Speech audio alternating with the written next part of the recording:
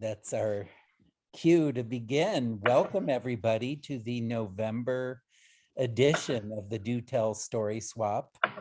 I am Brandon Spars. I'm your MC for tonight, and your hosts are Katie Mangan and Meg Brown, who are the co-chairs of our Do Tell Swap in Sonoma County. Just a little bit of protocol. There's not too much to go over. You know where the bathrooms are. Um, I'm sure your cell phone is in a different room at this point.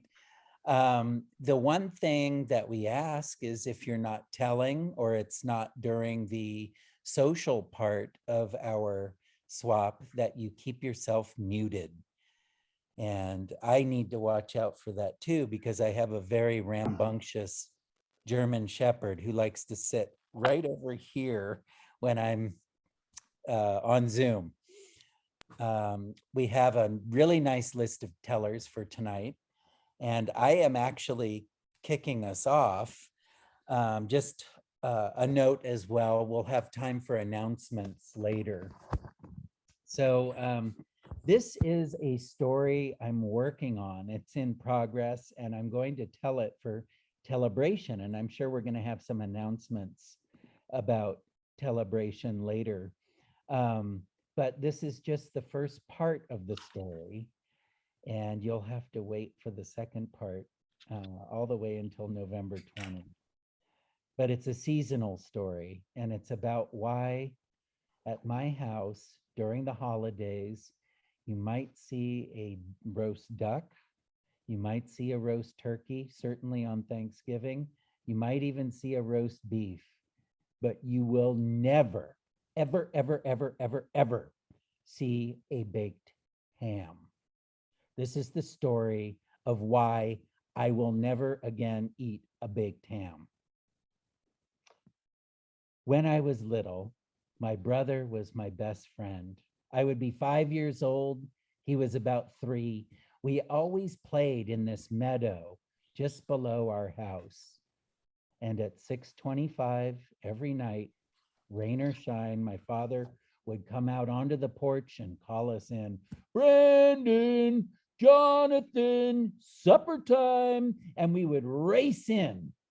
And with anticipation and no small amount of dread, we would ask my mother, what's for dinner, Mom? Well, she had to conduct her interrogation first. She would look at us and demand, have you two been smoking? We were 5 years old and 3 years old. No, we would insist. I barely knew what it was. And she would sniff the air to her satisfaction and then turn toward the kitchen where my father was reading the newspaper. But almost like an afterthought, she would look back and wiping her hands on a dish towel, she would say, I thought I'd have ham. Ham, we shouted in dismay. We always have ham. Why can't we have spaghetti? Why can't we have tacos? But there it was, sitting on the table, covered with blackened pineapple rings, which looked just like desiccated sea creatures stuck to the rocks in a dried out tide pool. My father would be sitting behind his newspaper, and at my mother's cue, Byron, you can cut the ham. He would tear back his newsprint screen and fly into action. Scooping up his utensils, he would slice, he would shave, and he would trim, creating neat little stacks of ham onto every plate. And with a backhanded flourish, he would add a pile of blackened pineapple like a garnish. So for years, it was Brandon, Jonathan, supper time. But in the 5th grade, a new best friend replaced my brother as my playmate. It was David Silberman. Now, he had older siblings, so he had learned how to throw a baseball from them. He had learned how to kick a soccer ball properly, chuck a football, And so we spent hours practicing down there, him teaching everything he had learned from his older brothers. Brandon, David, supper time. We ran up and asked, "What's for dinner, Mom?" And of course, the interrogation. "Have you two been smoking?" "Why, no, Mrs. Spars," David said with surprise and total innocence. "Smoking's bad for you." But she had to sniff the air to her satisfaction. And then the afterthought. "Boys, I thought I'd have ham." We went in, sat down, and sure enough, there it was, trapped under a web of blackened pineapples like a trapped animal. My father tore back his newspaper, lifted up his instruments, but then it was David who dropped the bomb. "I'm sorry, Mr. and Mrs. Spars. I can't eat ham. I'm Jewish." My father froze and looked at my mother. She looked back at my father. "Well," she said, "I suppose I could make you a TV dinner." Now, my brother, who had formed a miserable heap over his plate, shot up and said, "I want one." But my father said, "Here, here, we're not going to have a TV dinner." And with even lateral motions, he scraped every one of those blackened pineapples off onto one plate and gave it to David. "You can eat pineapple, David." And then he carved up the ham and delivered it to the remaining people at the table. Years went by. And of course, from that day forward, whenever David was over, I had ham, my brother had ham, but David had burned pineapple. I remember once my father saying, "That David is sure a nice guy." And I asked, "Mom, do you think so?" She said, "I think he's kind of a smarty pants." Well, just as my brother had given way to David, David gave way to a new companion. In high school, it was a girl. Now, she was everything that my parents did not want in a girlfriend for their son. She wore heavy black eye makeup out to her ears, black lipstick. She was what we called a death rocker, which meant she listened to bands like Christian Death and Lords of the New Church. She wore a hood, just like a monk of death. And of course, she smoked long, thin, black cigarettes. I used to sit in the meadow and just watch her with smoke pouring out of her hood, just like vapors from a large diesel exhaust pipe. "Brandon, Dana, supper time." We went up and, of course, met my mother at the kitchen doorway, and the interrogation began. "Have you two been smoking?" Now, Dana, in spite of the fact that she was only 5 feet tall, had the deepest voice of anyone I have ever met to this very day. So when she answered, it sounded like this: "Why, yes, Mrs. Spars, I have been smoking. But don't worry, my parents know I smoke, and they've given me permission." "Oh," my mother said, and then prodded my chest. "Have you been smoking?"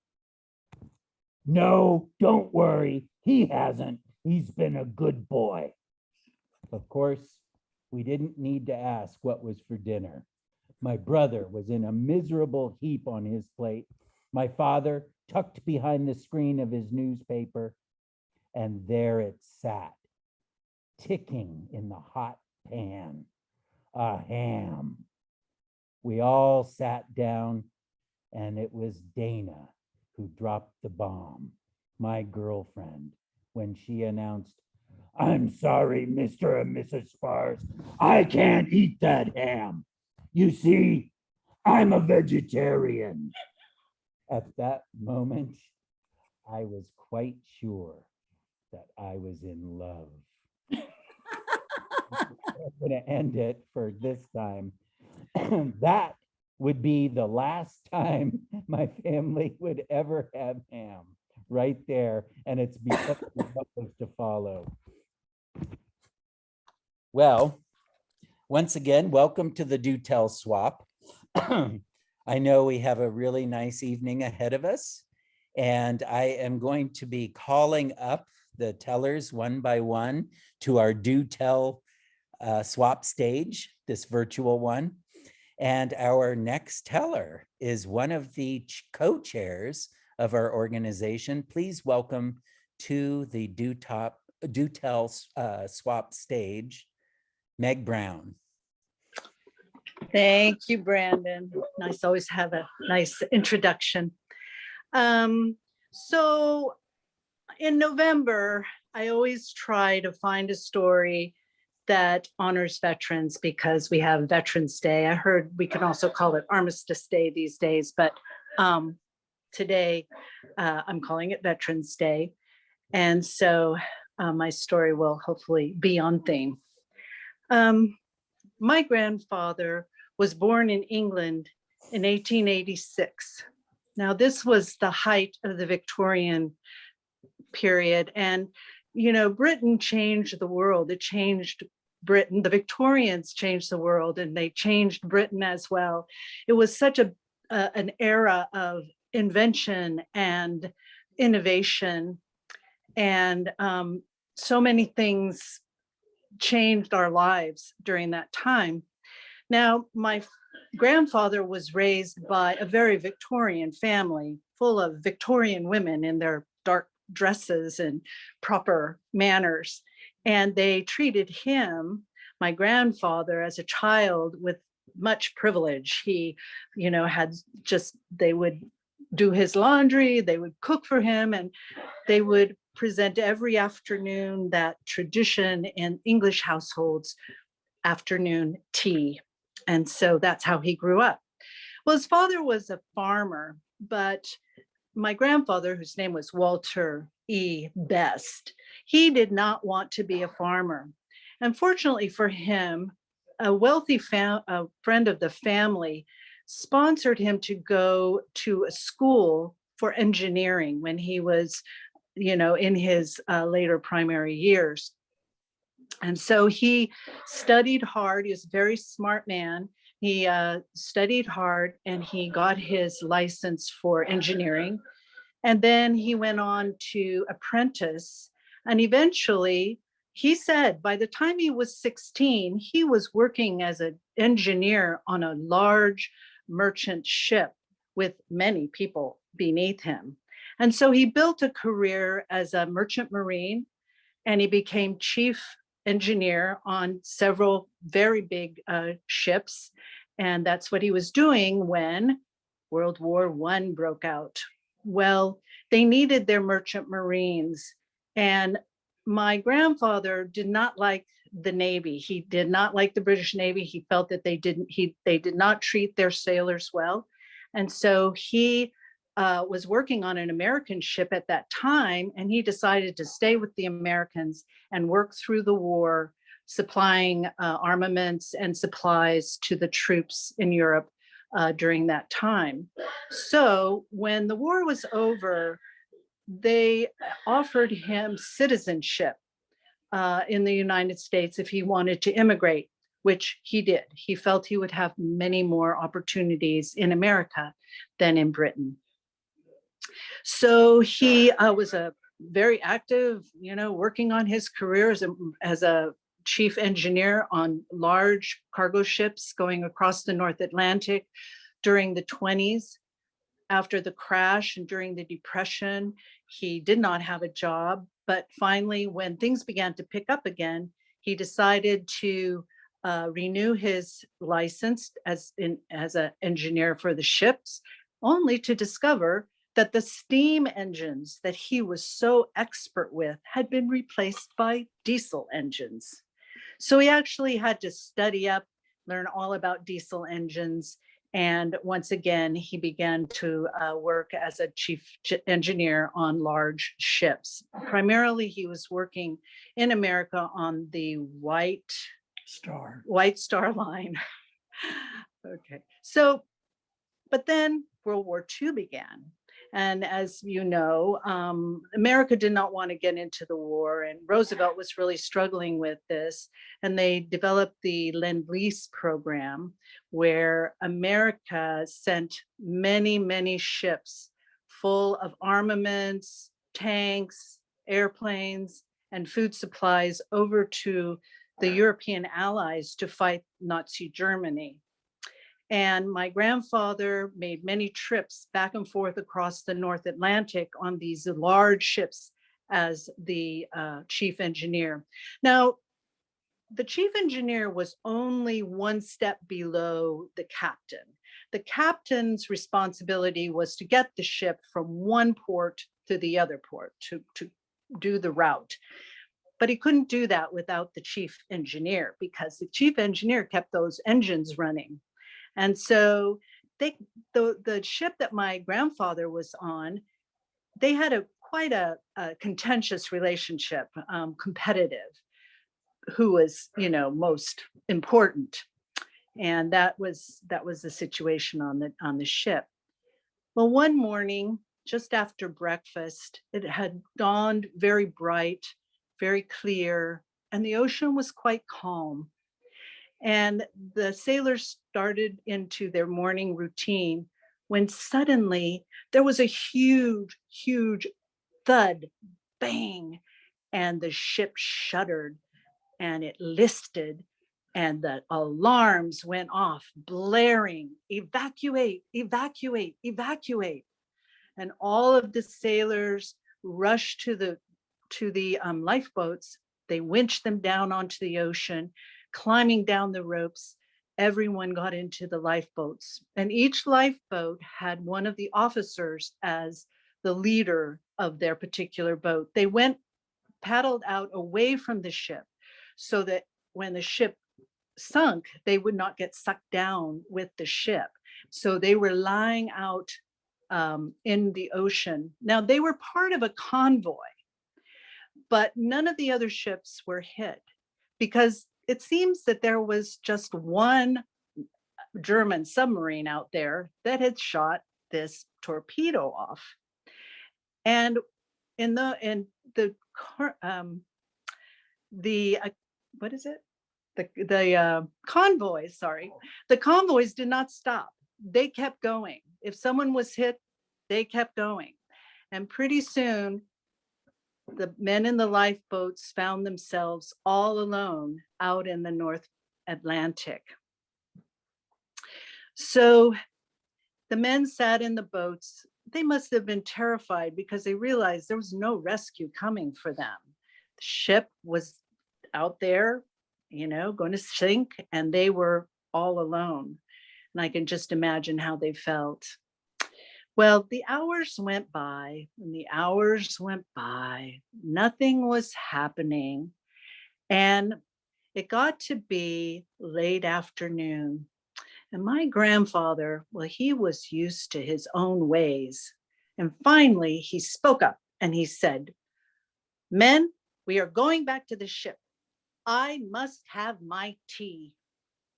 And so the men followed his instructions and started back to the ship. Of course, the captain saw that he was moving back to the ship, and so he followed my grandfather's boat. And when they got to the ship, they clambered aboard and they checked out all the damage. And what they discovered was that the torpedo had just grazed the hull of the ship, and it had blown open just parts of the sheathing on the outside of the ship, and it had held, and the rivets had held. The water was pouring in and it flooded the engine area.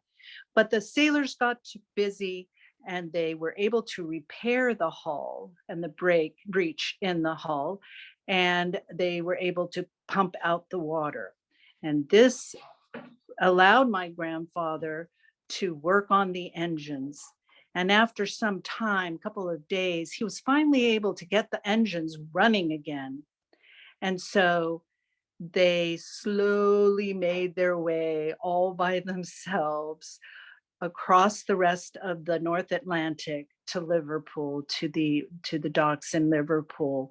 And the ship was saved, the officers were saved, and the sailors were saved, all due to my grandfather's need for his cup of tea.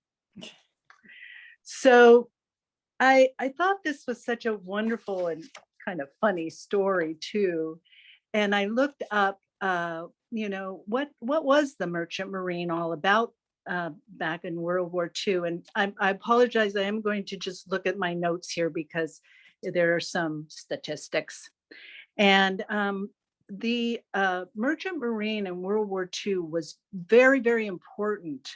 And some believe that if there hadn't been the mobilization of the Merchant Marine, that the Allies very well could have lost the war. It took 7 to 10 tons of supplies to support one soldier for a year in the war. And there were many, many of them that were killed.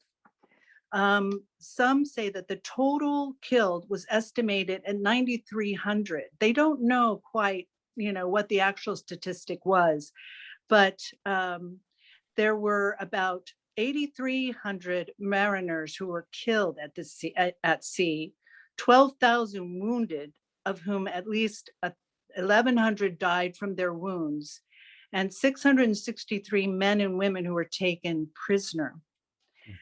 1 in 6 mariners serving aboard merchant ships in World War II died in the line of duty, and they suffered greater percentage of war-related deaths than all the US services. So I think we need to recognize that it wasn't just the military, but it was also all the dedicated people who risked their lives to bring supplies and keep our soldiers in good shape so that they could fight for us and win that war. Thank you. Wow, Meg, that could be a movie, I think. I mean, and of course the climax is I have to have my tea. That's wonderful. And of course you think of Dunkirk too, how the merchants rescued the British who were all in that one spot and turned and basically made it so there was an English army when there might not have been. Thank you for that story. That was epic in so many ways.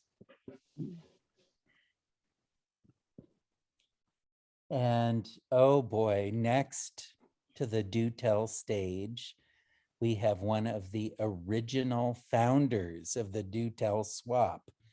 There were 2, Kenneth Foster, and the second is Elaine Stanley. I am sure that you are in for a treat. Please welcome Elaine Stanley. Hello, hello. I'm telling a story that was given to an audience at, I think, the Mariposa Storytelling Festival by Dan Ketting. This is a story he wrote and told and said we could do whatever versions of it we wished. So this is my version of his story. I think it was called The Battle. I'm not sure. The day dawned bright and sunny, and the hills were covered with the brightest green grass. The sky was blue and clear as far as the eye could see. And it was after 2 weeks of almost steady raining. And there on the top of each hill of this beautiful green valley were 2 armies facing each other. And then, as if somebody had shot a gun or set off a signal of some sort, not heard by anybody, the 2 armies came down their hill to meet in this beautiful green valley and fight. This was in a time when war was fought hand to hand and man to man with sword and knife. No guns, just sword and knife they fought. And they fought from the brightest green morning through the afternoon into the waning light of day. And even as darkness fell upon them, they fought, and man after man fell into the wet ground and died, until there were 2 men left, one from each army. They were so exhausted they could hardly lift their swords. So they agreed to take their swords and knives and sheathe them and wait till morning's light to take up the battle and finish it.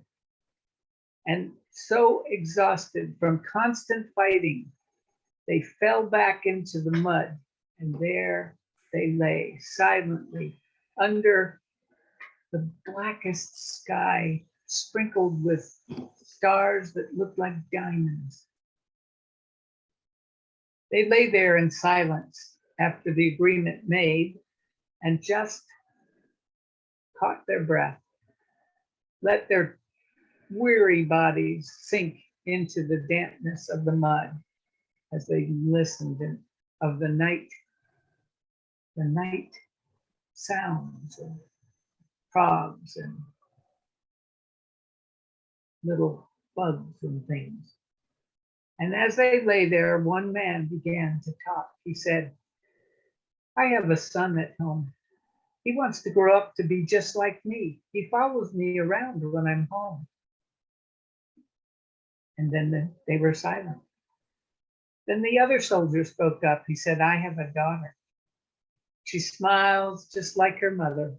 She's beautiful with curly brown hair, just like her mother." And then they fell to talking, each sharing about their home, their families, their friends. And somewhere in all that darkness and exhaustion, they fell asleep. Well, morning dawned bright, and when the morning light first hit that valley where they lay, they stood in their uniforms covered with mud and blood. They faced each other, unsheathed their swords, looked into each other's eyes, and then again, almost as if some signal had been summoned, they sheathed their swords at the same time, turned their backs on each other, and walked away, for neither man could kill the other, whose stories he knew. Elaine, Battle. that's so beautiful. That choked me up. And of course, that really captures the power of storytelling. It's who we are. It's who you are. Thank you. Thank you so much for that story, Elaine. Thank you. And again, for Veterans Day, that is so fitting. So next on our list, we have she is a very lively teller. I love the delivery style. And please welcome to the Do Tell stage, Genevieve. Hi. Okay, this is something I just put together, so I will probably not be able to deliver it sans help. This is only a Veterans Day story insofar as it has to do with World War II and my mother, who was a recent immigrant to this country when she married my father in his soldier's uniform. So here goes. The columnist and film critic of the 1940s and 1950s, Harriet Van Horn, said, "Cooking is like love. It should be entered into with abandon or not at all." And my mother proved her right. Sometime in the spring of 1943, she had moved from Mexico City to Weatherford, Texas, after marrying my father. This was in Central Texas. He had been assigned to train troops because his family was part of an essential business. They were in charge of providing dairy products to all the soldiers. He was from El Paso, Texas, and they had a big dairy, Fort Bliss, All of it was Farmer's Dairy's products. At any rate, he didn't have to go fight the Axis powers abroad, but he made sure that all the soldiers that were sent there were hale and hearty enough to take on the challenge.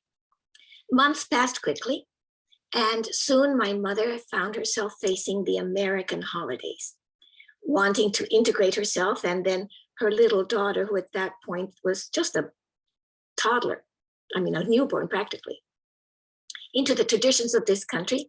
I can just see her touching bases with a neighboring military wife, asking her what to do.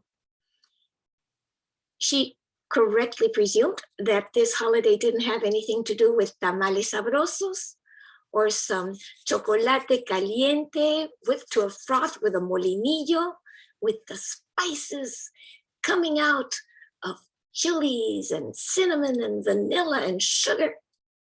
No, not at all.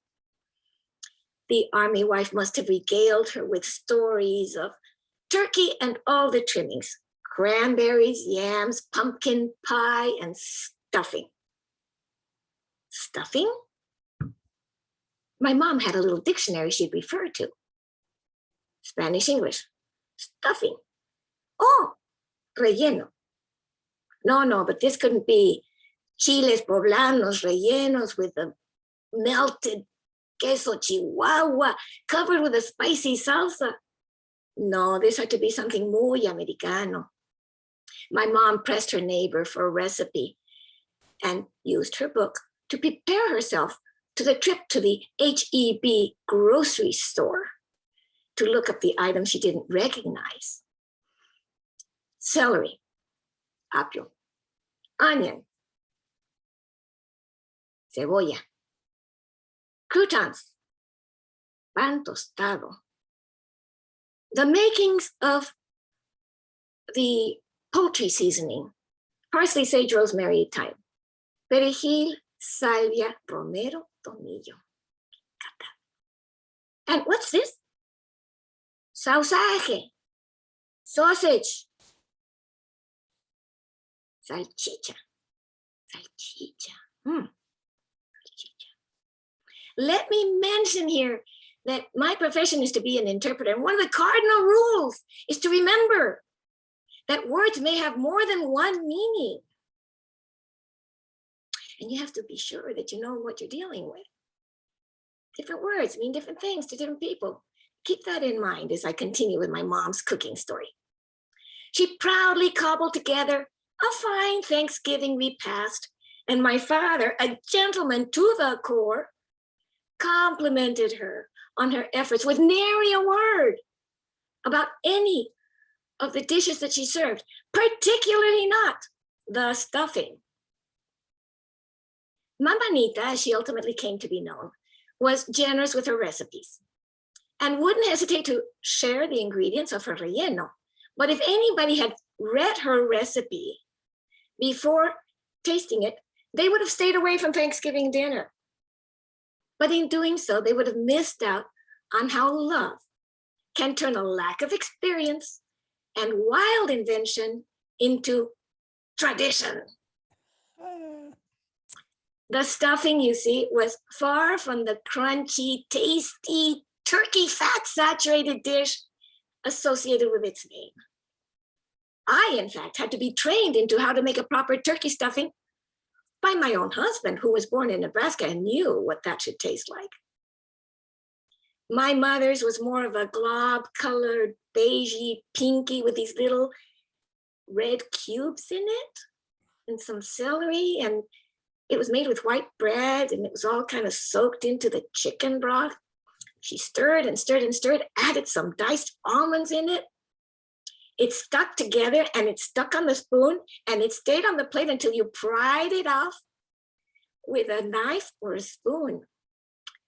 But despite its appearance, it was really tasty. And if you could just get yourself to forget what it looked like and felt like, you would be hooked. My mom, in fact, decided to add another side dish to honor her own tradition and added chile con queso. Believe it or not, our family, the siblings, the spouses of the siblings, ultimately the grandchildren of the siblings, and the friends of the friends of the friends would come to our house and clamor for more and clamor for leftovers. I must mention here that her chile relleno was not made with the traditional Mexican cheese. She had discovered Velveeta and would never go back again. Like goes with like, you might say. The two made a good pair, chile relleno and relleno for stuffing, not chile relleno, chile con queso and relleno. So it was that a new tradition was started as we became a family of 2 children, 3 children, 4 children, 5 children. And as I mentioned, the extended family that came for decades and decades. The friends who used to come, all of us considered Mamanita, a second mom, showing the truth of Cesar Chavez's words. If you really want to make a friend, go to someone's house and eat with him. The people who give you their food give you their heart. As we spread out to all corners of the United States, we returned Thanksgiving after Thanksgiving, like homing pigeons, feasting and then carting containers of frozen relleno and con queso tucked tightly into our baggage for our flights back. In fact, on one occasion, my bag got waylaid. It stayed behind in Phoenix. From Texas, it did not make it to California until the following day. And I was worried, not about my clothes, not about my jewelry, not about the gifts. I was worried about my chile relleno, chile con queso, and my relleno. When my mom died, oh, so many Thanksgivings later, a cousin of mine asked me to reconstruct her relleno recipe. It seemed to have such an unusual texture and taste. She said, but I've never tasted anything like it, and I've never seen any recipe to match it. Well, I said, there's celery, apio, onion, cebolla, poultry seasoning, parsley, sage, rosemary, and thyme. Salvia, tomillo, romero, and rosemary, perejil. And yes, there was that other mystery ingredient. Sausage. Well, in those days of war, as she looked up what sausage was, and she read salchichas, my mother knew that salchicha could be a beef or pork sausage, but that cost a lot of rationing coupons. Hey, it also means this, and this costs very few rationing coupons. She went and picked up 2 shiny plastic wrapped packages of weenies. Weenies, diced into small pieces, were the magic ingredient of my mother's relleno. And that's a culinary secret that should be kept secret. But the message is clear. When it comes to living, you don't have to follow a recipe. After all, the taste, el saborcito, is in the moments, not the meal. Mm. It's true. Cooking is like love. It should be entered with abandon or not at all. Happy Thanksgiving. Oh, Genevieve, that was so beautiful. Hot dogs. Hot diggity dog. I love Where are these little red cubes? the pronunciation too. Sausage. Sausage. Oh, that was fantastic and very seasonal. My favorite part of the meal is stuffing too. So I wish I could try that. Well, maybe one day I'll make you some chile con queso and some relleno. Relleno. I'm looking forward to it. If I can bring myself to buy white bread and weenies. White bread and weenie stuffing. I'd have to make it with tofu. Uh-oh. Thank you so much for that story. Thank you for listening. Thank you, Genevieve. Well, our next teller is often the one who provides us with our space for our swap, and we're still looking forward to someday being all together once again in Rohnert Park with Evelyn. Please welcome to the stage, Evelyn Hardesty. Hi, everyone. Okay, so my story takes place about 30 years ago. I was sitting at my desk at work, and it was one of these hot October Indian summer kind of afternoons. And I thought, maybe I'll skip my aerobics class and go to the beach. But I thought, nah, I'll be good. I'll go to my aerobics class. So there I am in the class.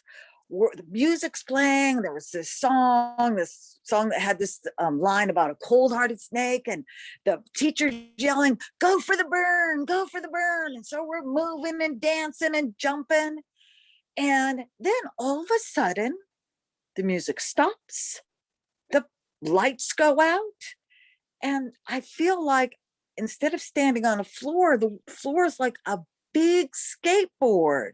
It moves one way, then the other way, and then it stops. Someone yells earthquake, but it's already stopped. And so we're standing around in the dark studio. You know, first we think, well, maybe the earthquake caused the power to go out. But then we go, it was awfully short. It's probably because it's just so hot.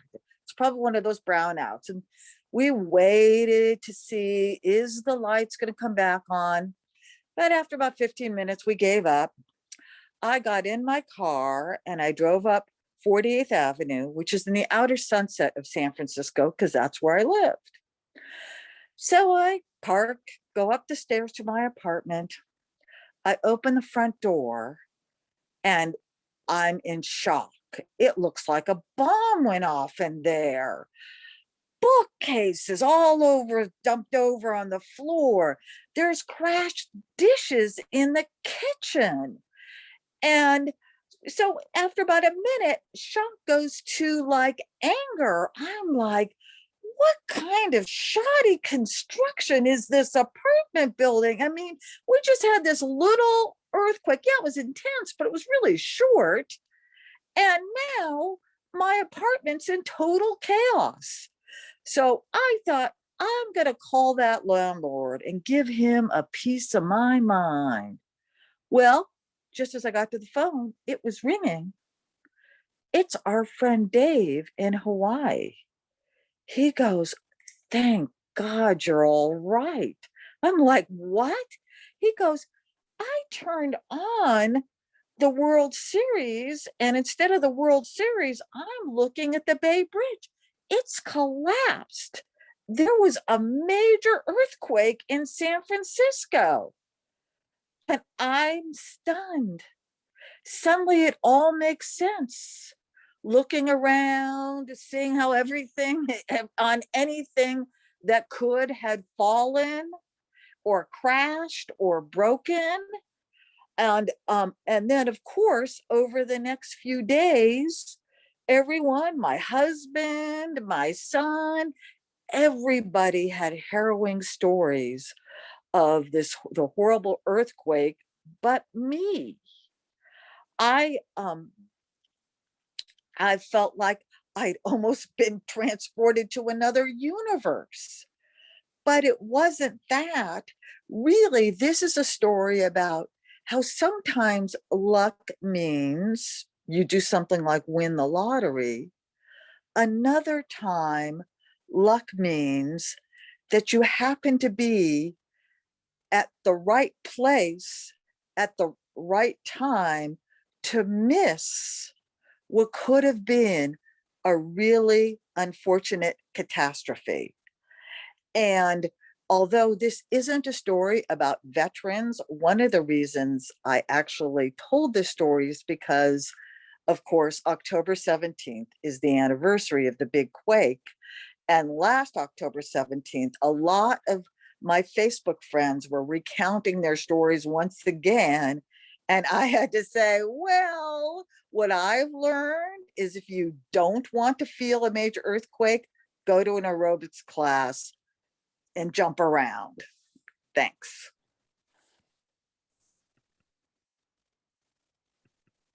Evelyn, thank you so much for that story. I kind of, in this devilish little way, wish you had made the phone call and just started berating your landlord for the shoddy construction. Oh my gosh, amidst all of that destruction, if you had made that call, that would have been really, really interesting. Thank you for that story and the wisdom as well. I think we have time for one more story before our break. And I know we're in for a treat. She is a personal favorite of mine. And I believe she will be telling at Telebration. I think a couple of us other tellers tonight are at Telebration, but please welcome to the Do Tell stage, Sharon Elwell.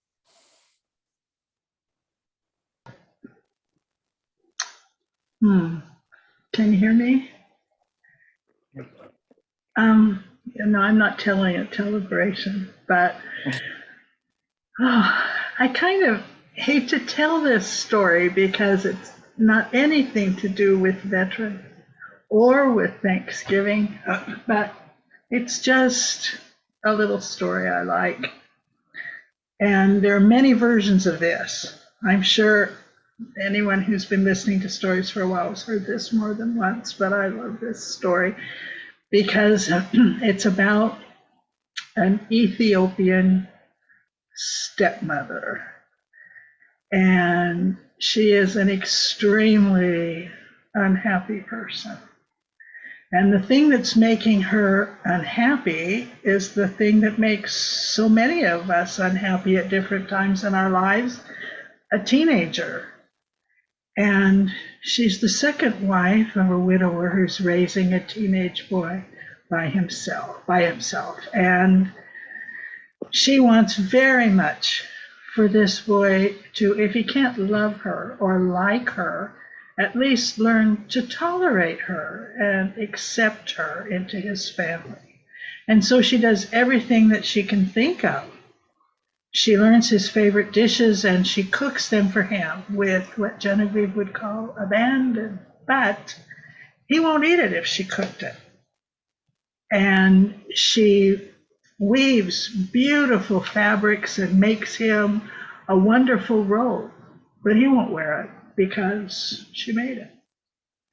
And after trying everything she can think of, she decides she has only one option left. She's going up the mountain to talk to the witch doctor, to the conjure woman, and seek a potion or an elixir or something that she can give this young man to help him learn to trust and accept her. And so up she goes. And the conjure woman asks her what her problem is. And when she explains it, she said, "Oh, that really is a terrible problem. And I'm afraid that in order to solve it, you're going to have to do something extremely difficult." And the woman said, "I'm willing to do anything, whatever it takes. I will do it. Just tell me." And the witch doctor said, "All right, you must bring me a whisker of a living lion." And on the way home, she thought, no one could possibly do that. That isn't even possible. But when she gets home and notices that the surly youth is still not inside the house because he doesn't like to be there when she's there, her desperation rises again, and she thought, all right, I will do whatever. So she has a young lamb that she has killed, and she takes a shank, a quarter of this lamb, and she climbs the hill to where she knows a lion has a cave. She knows that lions sleep 20 hours a day, and as she approaches, she hears that snuffling, sleeping sound, so she's not as afraid as she might be. But she quietly, carefully places that lamb shank in front of the door of the cave, and then quietly and carefully backs away and hides behind a rock. Well, the lion smells that and it wakes him up. When he comes out, he looks at the lamb and he looks at her. She's easy jumping distance, but the lamb is right in front of him. And so rather than chase her, he settles down and eats the lamb. A few days later, she takes one more lamb shank and starts back up the hill again. And this time, she goes to where she went before, sets the shank on the ground in front of the cave, and then she backs up, but she doesn't hide behind anything. She stands in front of the rock where she had been before and stands silently, trying not to act like prey, and waits as the lion comes out and observes her and looks at the meat and looks at her and chooses the meat once again. The third time she does it, she comes up and stands very close to the meat that she has left on the ground. And once again, the lion picks the meat and doesn't even look at her this time. Now, she's only got 1/4 of this lamb left. She's on the 4th quarter of this lamb, and so she's going to have to make her move. And this time, as she climbs the hill, she puts the meat at the door of the cave, and she stands right next to it. And the lion ignores her completely, comes up and begins chewing on that meat. And she reaches over and plucks a whisker from that lion. Oh, and heads down the hill again. When she goes back to the conjure woman, she says, I have done it. I have done what you asked me to do. Here is the whisker of a living lion. Now, I need a potion. I need my elixir. I need what you could give me to help me. And the conjure woman says, but now you don't need a potion and you don't need an elixir because now you know how to do this. And that's the end of that story.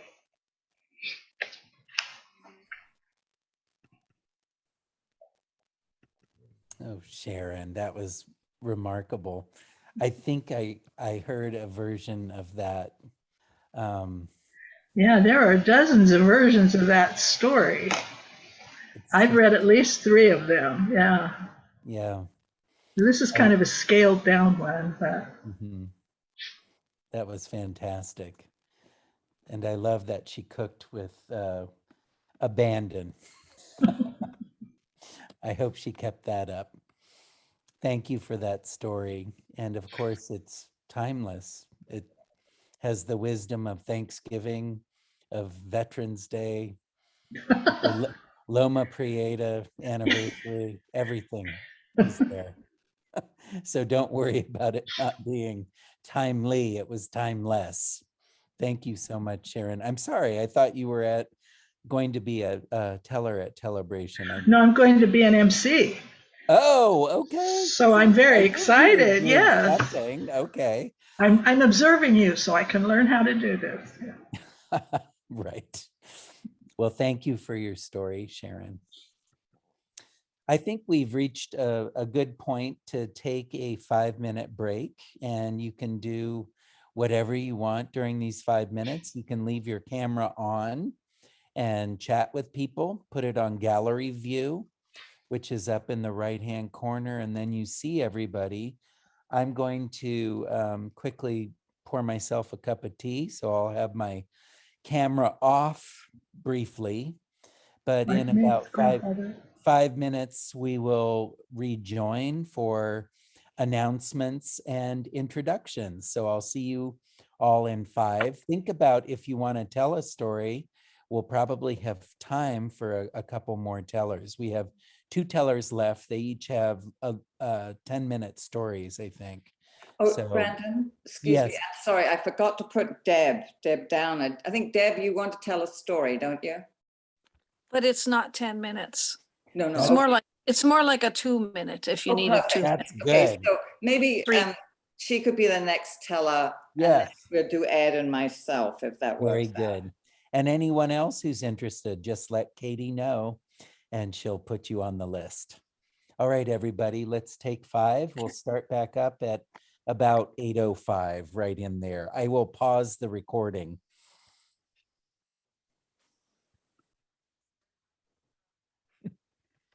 Welcome back to the second half of our Do Tell Swap November edition. And this is the point at which we do 2 things. We make announcements and we introduce one another. Sometimes we do one before the other. Other times we reverse. And tonight, I think I want to just go straight into introductions. We always have a little prompt, which is kind of interesting when you get a group of storytellers together, because very often they weave whole stories out of the prompt. It's not meant to do that. It just happens. Try to be brief. And this month's prompt is, what is your favorite outside activity in the rain? Favorite outside activity in the rain. And I will just sort of kick things off. My name is Brandon. I'm in Santa Rosa. I'm a high school teacher. I've been coming to the swap for 5 or 6 years or something like that. And my favorite outdoor activity in the rain is definitely fly fishing for steelhead. They love the rain and I love them. They are very exciting and beautiful fish. I always let them go, even if I catch them, because I just want them to live and see them another day. That's my favorite activity in the rain. So I'm going to pass things to our co-chair, Katie Mangan.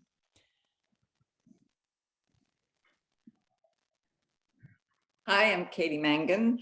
I love the rain, of course, because I'm English. And my favorite thing when it rains is to go outside and walk. I just love it. But also to go to Sugarloaf State Park and to look at the waterfalls there. So. Beautiful. Thank you, Katie. Thank you. And next on my screen anyway is Evelyn. Okay, let's see, make sure I'm on. Oh, good. All right. So since we're in a drought, what my favorite activity, outdoor activity to do in the rain is to drive my car through the pouring rain so it gets washed without using any resources. I did that in the deluge. That was the only place I went. I drove purposely to Starbucks and back to clean my car. That is very clever. Very clever. And you have a clean car now. I do. Excellent. Yep. That was funny, Evelyn. Thank you. And next on my screen is Sharon. I like to sing in the rain like Gene Kelly. I love to walk in the rain. And that's the first time I've ever admitted that to anybody. That's embarrassing. Well, we are a privileged group, Sharon. We won't tell anybody. Good. All right. And Brandon, did you press recording? Oh, yes, you did. I did, yeah. Sorry. So these are being saved for posterity. And unfortunately, Sharon, I'll be singing in the rain. And your secret is out. Next on my screen is Genevieve. Hi, I have a follow-up question, which I put on the chat. I think that for the recording to be, that it has to be spotlighted. So are you spotlighting the speakers or just putting them on speaker view because that's two different things. I'm Spotlighting. I'm hoping I'm spotlighting, yeah. Because, yeah. Okay. Anyway, rain. When I was little, I was in Mexico and the water would just gather so much. And every child knows that when the water comes down and hits the pavement, the soldiers come. So they're little soldiers, all those bubbles that, you know, bubbles of the water breaking on the sidewalks and the pavement. That is my favorite memory. I don't get that very much because it doesn't often get that way. But the associated one is to go out and just smell the rain, what is officially called petrichor, that smell of the rain. And just like, what do you call it, terroir, which is the description of the different specific elements that make one field of grapes different than another field of grapes for wine. Petrichor is different in different parts of the world and different parts of the country. And I really miss Mexican petrichor. Wow. I used to go out and I used to put my face up against the screen and lick the screen. I so much love the petrichor. I wanted to eat it. Okay. That is very interesting. You have to, do you teach science? No, you teach lit. No, history, yeah. Yeah. But I could still try this with history students. Thank you, Genevieve. And next on my screen is Elaine, founder of the Do Tell Swap. Well, when it comes to being out in the rain, as I get older, I don't care for it so much, but I love the memories of going out and jumping in puddles and playing in the mud that the rain left behind. So I suppose walking my dog and seeing him try to evade the rain as much as he can kind of cracks me up. Enjoy the moment of being in the rain. Dogs are some love the rain, of course, and others are very prissy about it. I had a Labrador retriever who didn't like the rain. That's very funny. And next we have, some call him Crab Cakes Ed.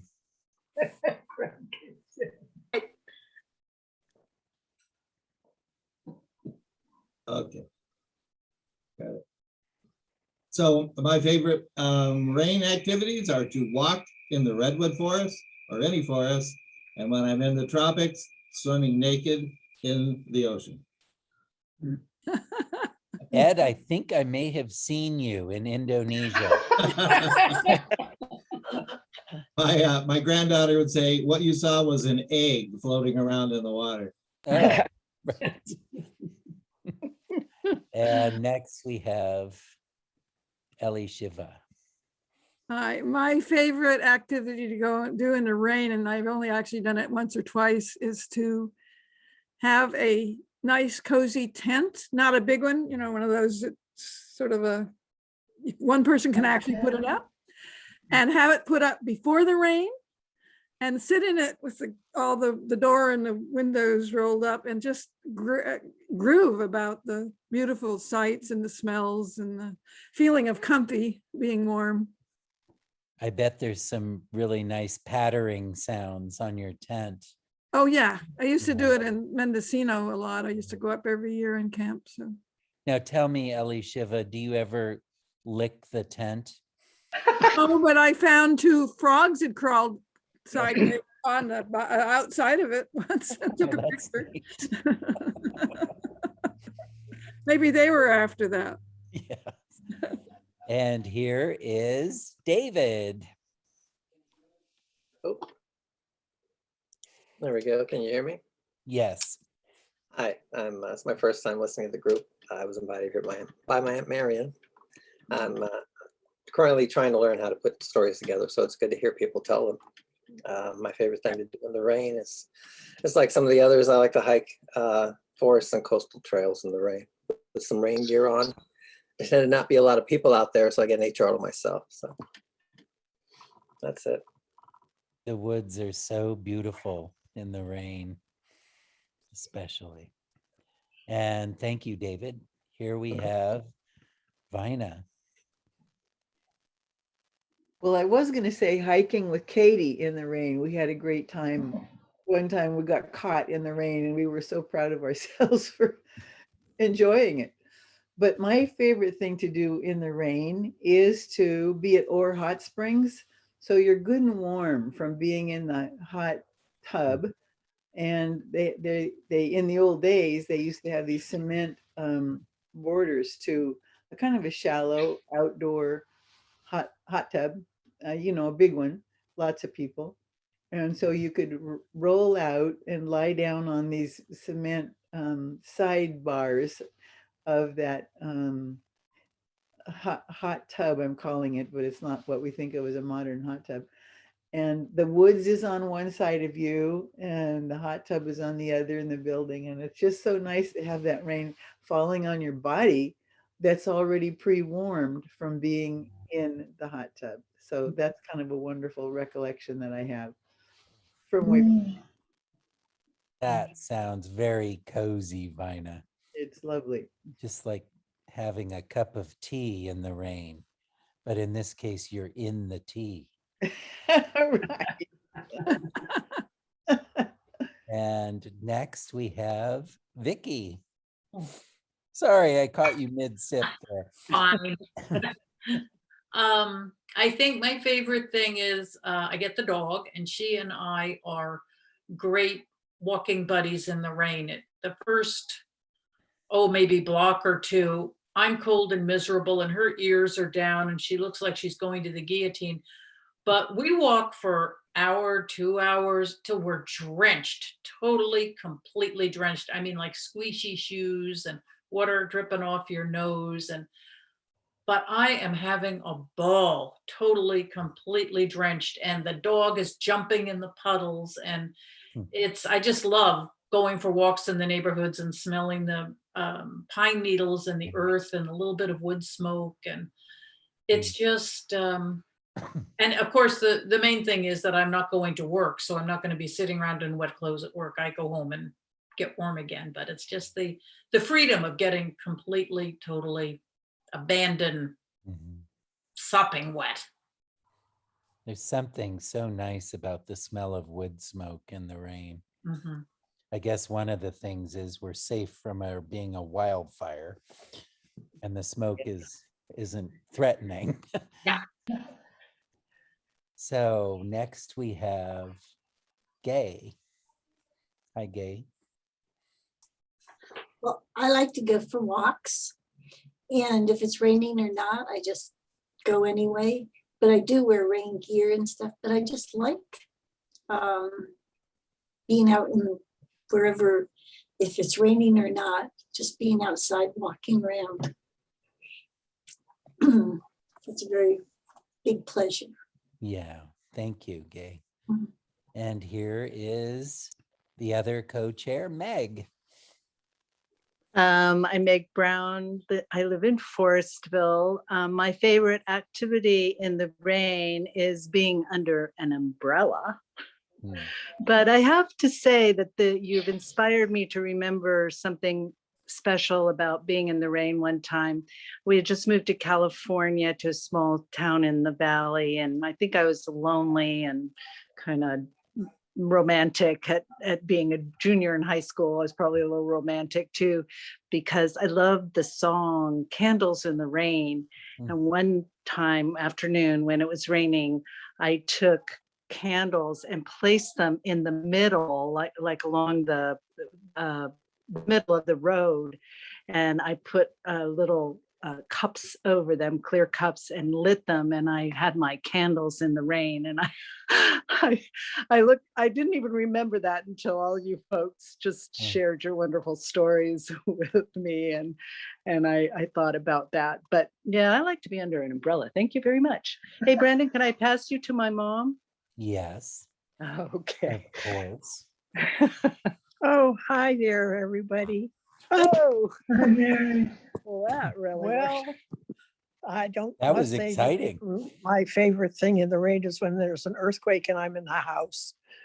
but that's about it. My favorite line in any song, it comes from the Hi Lily song. And Lily. it's, I sit at the window and watch the rain. That's my favorite rain activity. Thank you, Mary. Thank you, Meg. And please welcome Marian Ferrante. Nice to Hi. have you, Marian. You're welcome. Nice to be here. I run the Delta Word Weaver Swap, and so I'll have an announcement coming up.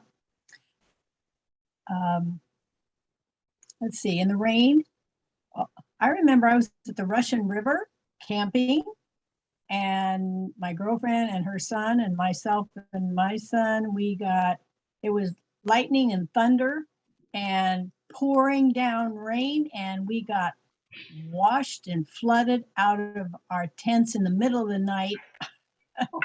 Oh, And we had to leave the campground because it was beginning to flood. Good old Russian River. But what I like to do in the rain is walk. That's just fun. I tell people who don't like to walk in the rain, I say, I'm not going to melt. Go for a walk. It's fun. wonderful. Thank you, Marian. And yeah, we'll be sure to get you up there for the announcements. And next we have John. Hello. So I used to live in Hawaii, and you know, we'd have a nice warm rain there, and so we pretty much did everything in the rain. Didn't bother us, you know, it was nice and warm. Here, I just kind of try to get out of the rain. But the last Marion story reminded me of when I was a Boy Scout. I think one of the first camping trips. We were sleeping in tents, but it rained and rained and rained, and it flooded, and our sleeping bags got all wet, and it was really pretty miserable. Yeah. I'm surprised I went camping again. Would you like to hear from Cher? Yes. Here's Cher. There she is. Hi, Cher. Hi. I used to live in Hawaii too, and I would be laying on the beach and it would start raining. I used to, run somewhere. But after a while, I thought, oh, no need. It's just, it'll be gone in a couple of minutes. So I would just keep laying on the beach in the rain. I love that. Uninterrupted sunbathing. Very good. Thank you both. Nice to see you, Cher. And we have, let's see, Deb, I need you to turn your camera on. There you are. Here I am. And now I can put Hi. you up there. Hi, Deb. Hi. I'm enjoying hearing other people talk about rain because it sort of brings it into my mind more and the memory. Nobody, I don't think, unless Genevieve mentioned it with a word, I forget the word. Do you remember the word that was a Petrocore. Petrocore. Petrocore? It's in the chat. Petrocore.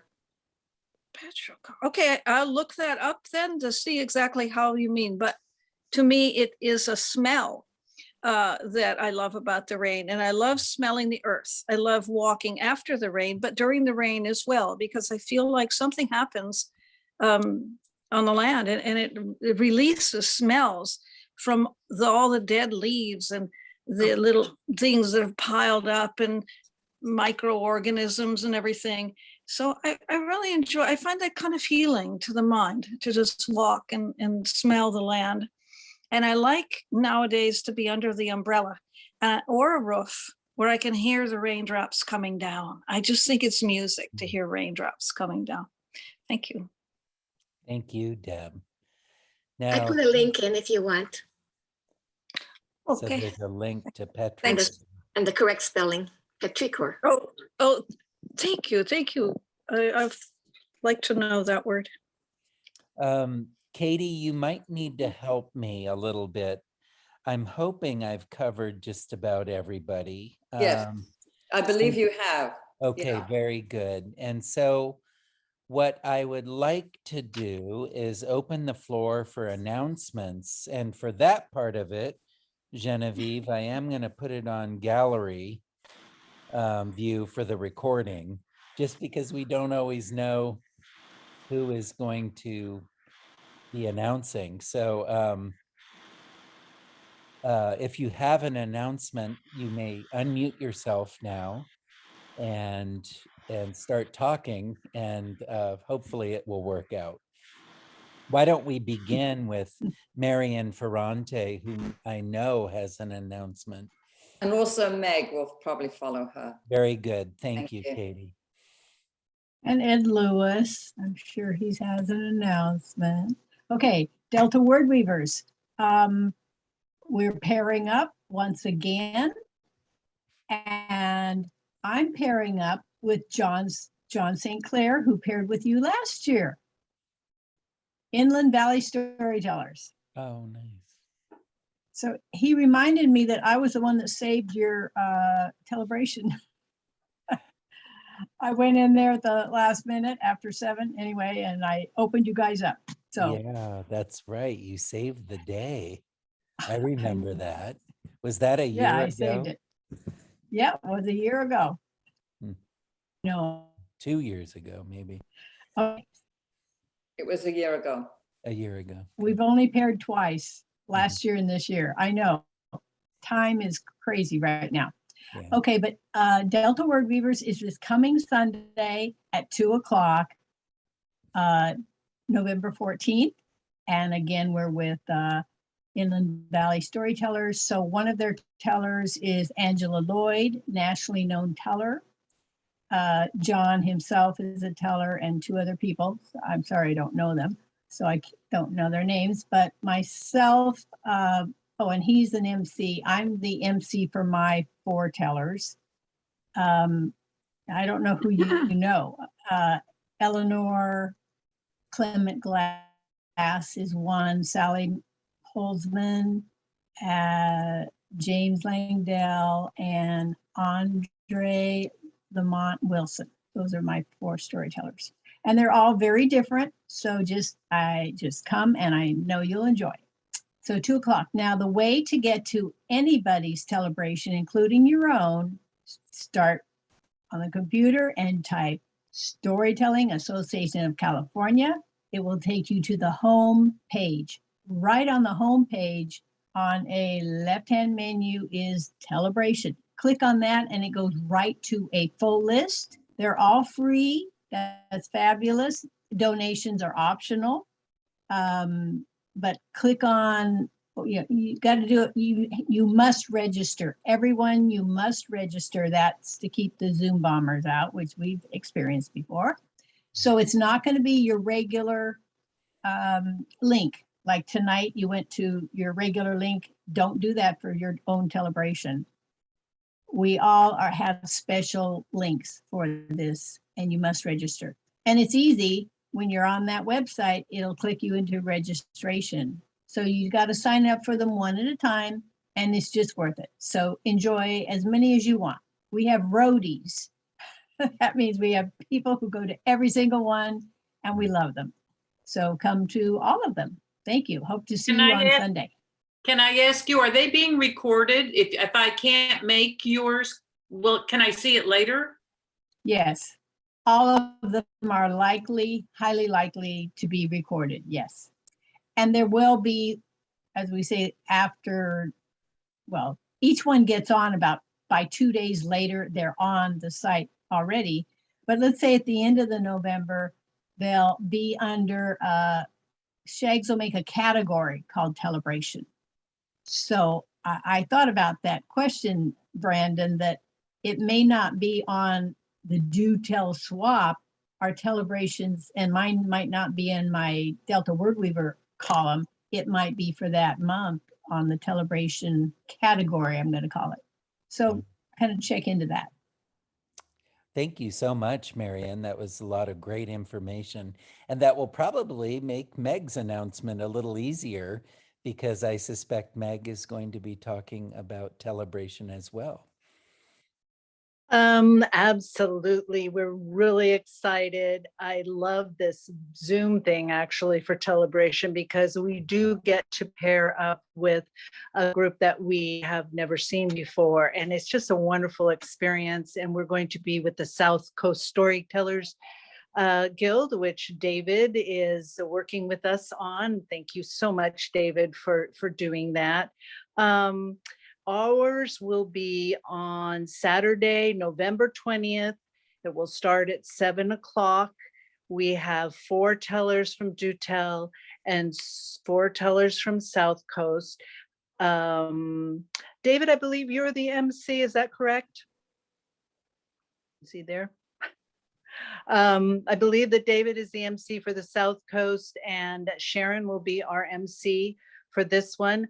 I have put up a web page on it on our website. It is not quite finished yet. I ran into a few problems, but it will list all of the tellers that will be at our celebration with their bios, with their photos, so that you can check those out. And I will be sending out some follow-up email to our membership list.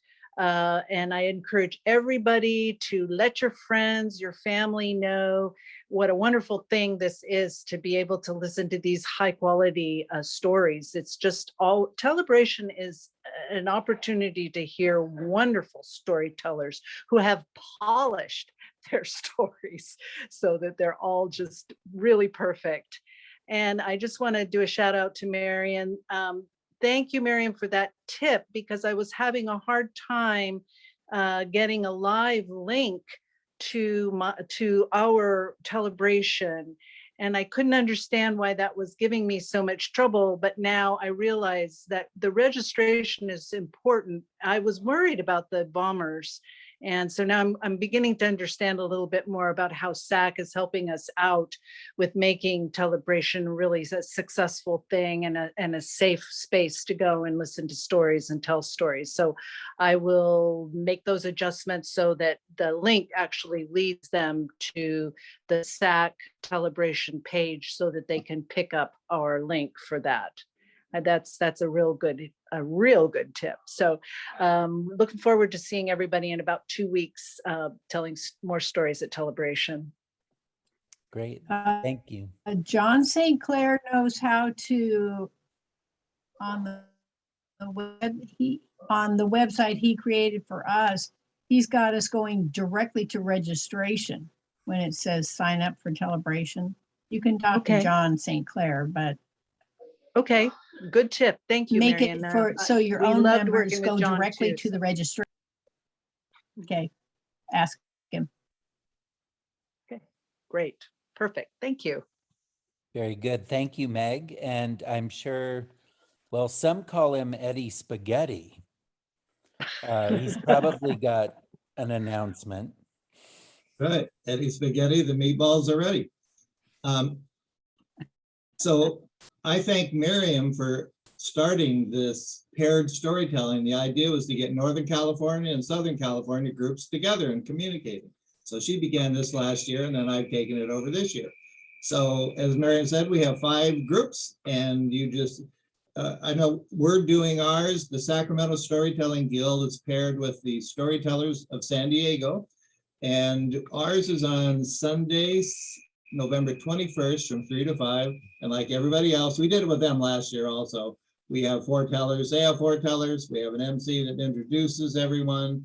People have up to 10 minutes and they can tell any story. So just like everyone else, we got a great lineup of tellers. And you go to the SAC website and you can see that on our flyer. Fred from San Diego also put the direct link on there. So you can do it.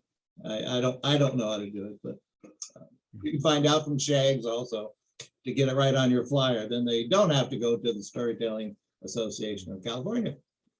That's it for me. Thank you, Ed.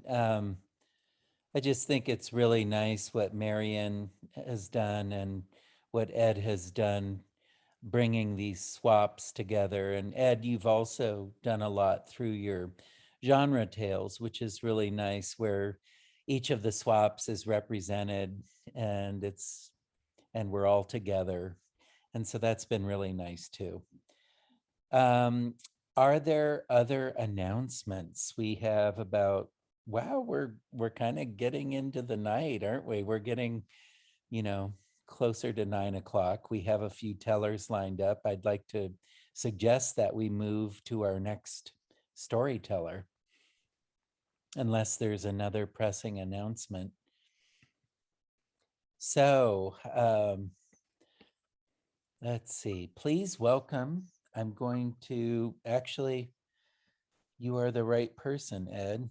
I'm going to give you the stage. Please welcome to the Do Tell Swap stage, Ed Lewis. Thank you. So I had a different story planned for this. However, hearing all the veteran stuff, there's a story that I have just wanted to develop. So I'm going to develop it here with you guys right now. This Thanksgiving, my daughter and her family and myself are driving up to the Portland area to have Thanksgiving with my son, who is an amazing chef who went to the Culinary Institute of America, and I can hardly wait to eat his food. So we're going to spend a few days up there, and we get to hang out with our 20-month-old twin boy and girl, his son and daughter. I'm just excited about that. And also my 13-year-old grandson. So it's going to be a great time. Now, Travis, my son is Travis, and he called me last week, and I thought he wanted to tell me something about, Thanksgiving. And he said, you know what, Dad, I just can't wait. I was going to share this with you, but I can't do it. I got to show you. So he took his laptop and he walked into the living room. He has a new house. They've just been there a couple months. And so he took me in and he said, you're not going to believe this. And he showed me the picture frame of the 4 men in our families who served in the military. My father had put one together and given it to me, and I passed it on to my son. What he did was he wanted to just make it elaborate, and he got this woodcraft woman to make a beautiful frame out of teak and cherry and walnut. It's just beautiful, and he rearranged the displays. So we have our 4 men in our family dating back to my grandfather, and in each of the corners are a picture of us 4 men in the military, and then any medals, name tags that we got are part of that display. So it's a great honor to that my son really took that on. My grandfather was in World War I. He actually got in underage, and he became a sergeant in charge of the artillery, and he followed the troops in Europe. And he had many adventures. He had his own horse that he took care of, and he had to protect, and he had to pull the artillery up, and he was in charge of all the troops that were the artillery. And they had some horrendous battles that, I'm not going to share with you here, but the sad thing about, again, war is all the deaths and of course the wounded. And World War I had, 16 million soldiers and civilians died in that war. But the other thing you have to think about with all of these is all the wounded casualties, and of course the amount of destruction. Now, he was part of the troops that got mustard gas, so he always had health problems. Of course, he smoked, and that caused an early death for him. He passed in his 70s.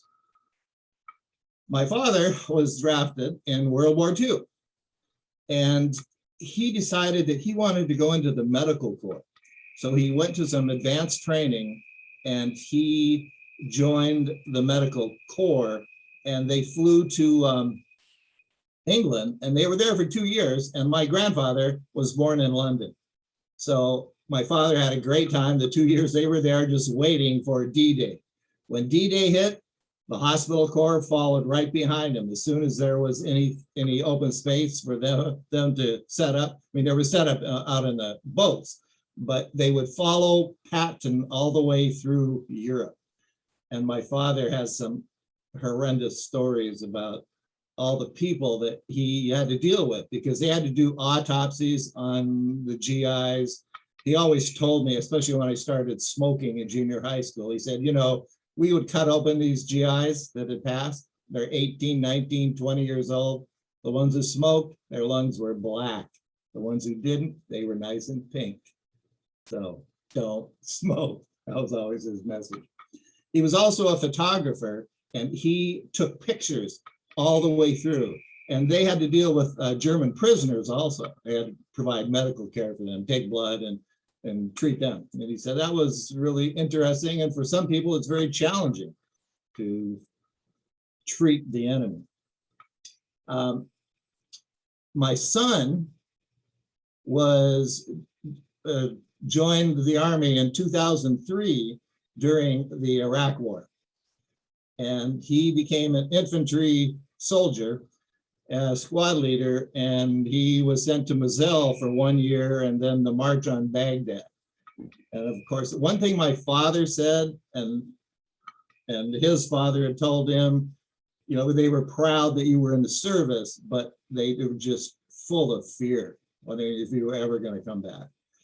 My son had some horrendous experiences, too many deaths during the, let's see, I wrote some notes down here, during the Iraq War, there were 460,000 deaths. We had 4,400 deaths in our soldiers, but of course, that doesn't account for all the wounded. And my son came back with PTSD and hearing loss. And it took him quite a while to readjust and get the kind of help he needed. It was quite traumatic. I was drafted during the Vietnam War, but for me, it was a whole different story. And I didn't believe in the Vietnam War. In fact, I was marching with the protesters. Hell no, we won't go. Stop the war in Vietnam. And I decided I was not going to go into the military to go to Vietnam. I would be a conscientious objector, or I figured I will go in the military. If I get orders for Vietnam, I will refuse. I don't have a problem being in the military or supporting the military, except for this particular event. So it was a very different experience for me. But fortunately for me, North Korea had captured one of our spy ships, which we said wasn't a spy ship, and they had 29 hostages, naval hostages in North Korea. So right when I got my orders, I was a weapons specialist. When I got my orders, they sent 55,000 troops to the North Korean border. So I served my entire duty in North Korea. And in Vietnam, there were 1.3 million deaths, including civilians and military. We lost about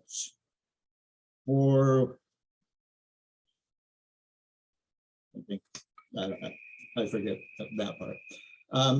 But the one thing all of us men in the family said, because my grandfather lived, my son didn't know him, but I knew my grandfather.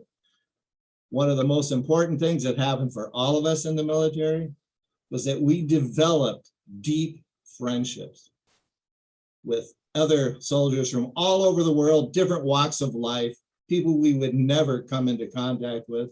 And I and all of us have kept close relationships with many of our soldier friends that survived the war and came back. All of us had that experience. And one of my best friends from the military lives up in Portland. His name is Travis, and my son is named after him, and his name is Travis. Ah, Thank you.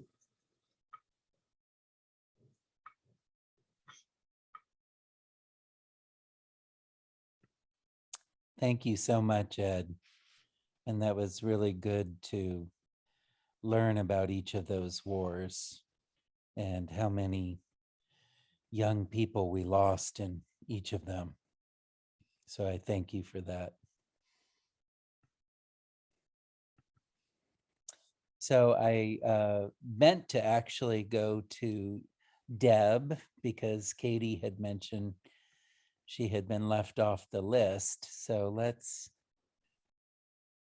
welcome to the stage Hi. Debbie. Hi. Glad to be here in this rainy season now. To tell a story about a veteran. I did not have a story to tell, but when I was prompted, can you hear me okay? Can you hear Yes, me okay? you Okay. can. You sound fine. When we got the prompt on the email to have a story for Veterans Day, I thought of a veteran. This is just what kind of flashed in my mind. A veteran by the name of Richard that I met about 3 years ago. He was in his 70s. He was a veteran of Vietnam, and he was an ex-Marine. And he was one of the fellows with a beard down to his waist that turns out to be an ex-Marine, which is not what you expect, kind of, because at the time the Vietnam War was happening, we had a division of people in the United States who were against it and marching against it. And a lot of them were, the hippies were known to have long hair and beards. So many men who went over and became into the Marines and had their heads shaved and learned to yell, "Sir, yes, sir, sir, yes, sir," until they were totally conditioned to follow orders without question and do exactly, you know, as they're ordered. When they came back from Vietnam and got out of the service, they went the other way, I guess. And I didn't know any of them personally who had gone through being a Marine in Vietnam, but a lot of them grew long hair and they started to grow these, you know, look scruffy like Willie Nelson and these kind of things. Very different style. So anyway, Richard had that long hair. He had this beard down to his waist. And he was this little guy, and he was a chess teacher. And I was coming into this organization to help out and teach chess. And I didn't know much chess. And Richard just told me, he just had so much enthusiasm. Now, I don't know what, if anything, the war, I'm sure it had something to do with who he was and what makes a person what they are. And I've heard that boot camp changes a person forever. But he was known to be a man of high repute among the teachers and the organization, because he seemed to have the most passion and dedication to figuring out all the ins and outs of chess. And he was the best chess player they had. And Richard told me, don't worry about it if you don't understand all the books that are written and it's too slow for you. Just get out there and play. Just play and play and play. Don't analyze anything. So I went to it and I just began to play. And I played an hour a day or a couple hours a day. And I got quite addicted to playing chess and did not analyze so much as I might. At any rate, Richard, he was a slightly built man and in his 70s somewhere, getting older, and he passed away last year, about a year ago. He passed away, and I was shocked a little bit. I knew he was seeing doctors, but I did not know how close he was to the end of his life. And when he died, there was a lot of attention given to a memorial for him and all the children in the school that knew him. Apparently he was very highly regarded in the world. And I also found out that Richard had spent much of his years as a professional film editor in Hollywood. And I just kind of browsed online to see a little bit more about him. And I found out he had edited some of my favorite films. Well, war films. I liked the Russell Crowe film Master and Commander, and I found out he had edited that film. And so he had done a lot of serious work involving a lot of analysis. And at one point of his life, he was a Marine in the Vietnam conflict. And I don't know how that shapes a person. I just thought it was interesting. And I wanted to say a little story in honor of all the men that came back and grew beards down to their waists and looked scruffy, because we don't know a person until we know a person, you know. And thanks. Thank you, Debbie. Mm. Yeah, the military can take over such a big part of a person's life and just become their identity or the way others identify themselves, way others identify them. And it's nice that you included all these other dimensions to his life. And thank you for that. I appreciate it. It was very beautiful. I don't know if others noticed that. I just always noticed, that guy with the long beard, he must be a Marine vet. I don't know why. And your intuition. There's maybe Elaine would, some people might know people who are veterans, but that's what I've noticed.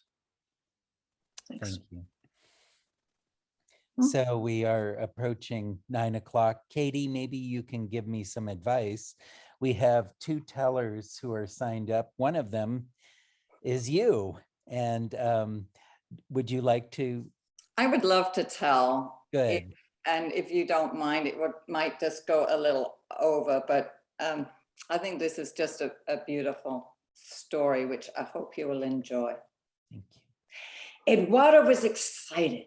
He was going to spend the weekend with his grandmother, Eleanor, and together they were going to celebrate the Day of the Dead. He was 10 years old at the time, and his grandmother thought it might be helpful for him to be a part of this ceremony because he had suffered a tragic loss earlier in the year. His beloved dog, Tilly, had died. Eleanor met Eduardo as he was walking up the path to her cottage, and under her arm, she had a basket. Grandmother, what are we going to forage for? Rose hips. We are going to make rose hip tea. It was my grandmother's, my mother's, your great-grandmother's favorite drink. And tomorrow, together, we will make my parents' favorite cake. It was, of course, late fall, early winter, and the winds and the rains had buffeted the hedgerows, and they were gray and brown. And the only spot of color was the bright red or the bright orange of the rose hips. And as they foraged these rose hips, Eleanor began to tell Eduardo stories about her parents. And when they got home to the cottage, she showed him a picture of them when they were in their mid-40s. And there was her father with his thick black hair combed back from his face, and he was wearing a very smart dark blue suit. And his great-grandmother looking, of course, like Eleanor with her soft blonde hair and her deep red winter coat. They were a handsome couple. It wasn't until the following day did Eduardo think to ask Eleanor about the ceremony. Where was it going to take place? Eleanor was rather vague. At the gravesite in the woods. Eduardo immediately became suspicious. What woods? She looked at him directly. The deep woods. Eduardo could not believe it. The deep woods? The deep woods on a day like today? You see, the deep woods was a huge, mysterious, magical forest. You never knew who or what you might see there. Always best to be cautious. Eduardo, we shall have an early lunch. We shall walk to the gravesite. We shall do the ceremony. We shall be back before the sun sets. There is no need for you to worry. So after a quick lunch, they left the warmth and the coziness of the cottage, and they stepped out into the cold, wet, drizzly, misty day. They took the path to the deep woods, but instead of turning right, Eleanor turned left down a narrow, overgrown path. Eduardo stopped and shouted, "Grandmother, we're going to get lost!" But she never stopped. She didn't turn around. She kept on walking. He had to run to catch up with her. They walked steadily for half an hour along that narrow track, winding through the trees and the mist, till finally they came to a redwood grove. And as they stepped under those tall, majestic trees, they felt that hush and that peace that we all feel when we're within the redwoods. And Eduardo noticed that the land sloped down and there was a bench, and just beyond the bench were two graves. Eleanor and Eduardo sat on the bench and were silent for quite a long time. And then Eleanor got up and she sprinkled some of that rosehip tea on the graves. And Eduardo cut two thick slices of that cake, and he sprinkled that on the graves. And Eleanor sang her mother's favorite song. And Eduardo closed his eyes and he began to think about all the stories Eleanor had told him about his great-grandparents. And when he opened his eyes, to his amazement, there in front of him was his great-grandparents. His great-grandfather with his black hair combed back from his head, his dark blue suit, his great-grandmother with her soft blonde hair and a deep red coat. Well, Eleanor, of course, was overjoyed, and the three of them started to talk non-stop. They talked about old family members, old friends and neighbors, and each time a person was mentioned, that person would appear. They would come over and have a chat, or they would wave, or they would raise their hat, but all eventually would walk down that slope, down, down, deep into the heart of the forest. Eduardo watched and he wondered, what if I say my dog's name? What if I say Tilly out loud? Will Tilly appear? And so he tried to say the dog's name, but so raw with grief that he couldn't say that name. And the moment passed. And he realized that his great-grandparents were about to say goodbye. And he sat with Eleanor and he watched them as they too walked down that slope. Eduardo looked around. Grandmother, the sun is setting. It's going to be dark before we get home. Eduardo, I have a lantern. I shall quickly pack my bag. We'll be on our way. There is no need for you to worry. They heard a strong wind in the west and they watched as the trees were bent this way and that. And with this wind came a large group of animals, and through the mist, they looked ghostly. There was one animal that left that group and began to move toward them. At first, they didn't know what it was, but then they realized it was wolf. And with that recognition, the wolf stopped and stared at them. And then it moved onto the path and began to lead them home. And Eduardo followed the wolf, and Eleanor followed Eduardo. Surprisingly, it didn't take them long to walk back through the trees. As soon the trees were behind them and they were moving into the meadow, and there was the cottage just beyond the meadow. Eduardo looked around for the wolf, but couldn't see it. Eleanor went into the cottage and closed the door, but Eduardo lingered by that garden gate, looking out into the meadow. And then he saw her standing not too far away. And Eduardo really wanted to thank the wolf.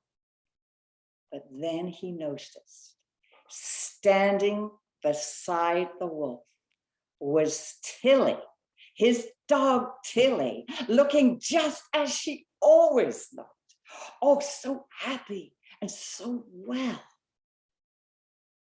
And he was so grateful to see her again, to see her like that. And he bowed to the wolf and he said his thanks. And he realized that the wolf had come to be his teacher, his guide, and his protector. Blessings and abundance to you all. Wow. Katie, thank you. And thank you for what a beautiful story. The emotion was really, really powerful. Thank you. You always take us close to the realm of dreams in every one of your stories.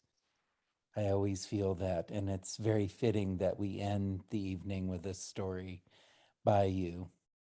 I want to thank all of our storytellers.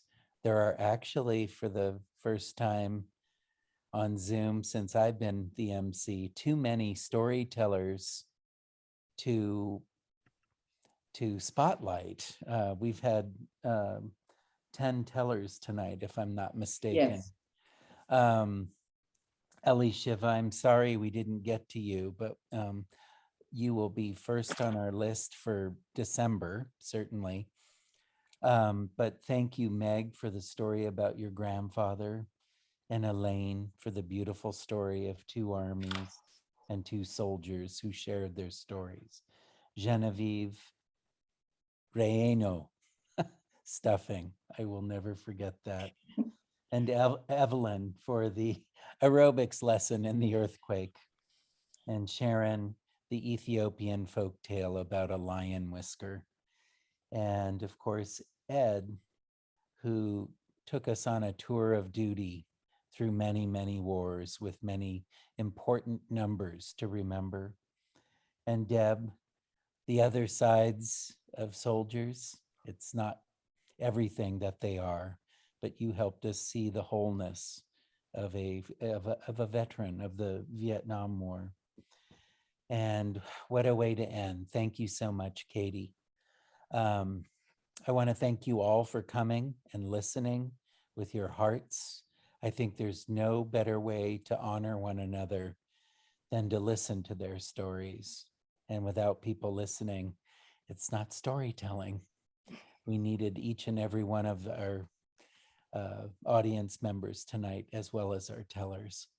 So I'm looking forward to, well, we'll see everybody at Telebration, I hope. That's November 20 at 7 o'clock. And of course, Marion and Ed have let you know about their events as well. There's a lot happening this month. It is, after all, Storytelling Month. So thank you all for a great evening. I'm going to end the Zoom call, and until we meet again. Thank you, Brandon. Thank you Thank so you, much. Brandon. Great And MC. for your wonderful story. Oh, thank you. We're deeply grateful. Thank you so much. I'll see everyone soon.